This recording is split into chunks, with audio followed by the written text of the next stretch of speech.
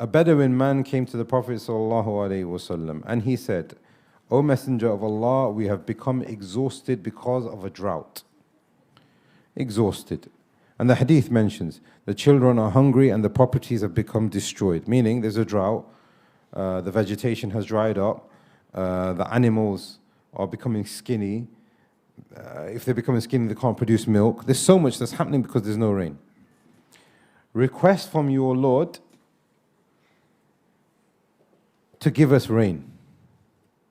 Or we request to you that Allah gives us rain. What does that mean? Meaning, he is saying here, O Messenger of Allah, ask Allah to give us rain, or we ask Allah subhanahu wa ta'ala because of you that He gives us rain. So look what the Messenger of Allah sallallahu alaihi wasallam said.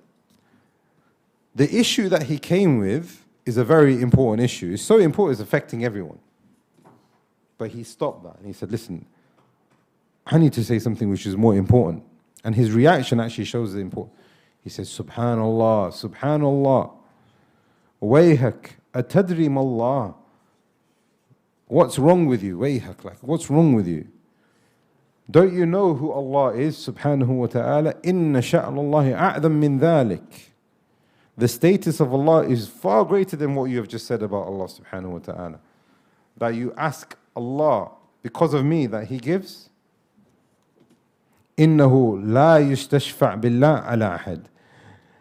Intercession by Allah is not sought from anyone. Meaning, because He is here, sallallahu alaihi wasallam, give it to us because of Him, not because of you, because of your rububiyyah.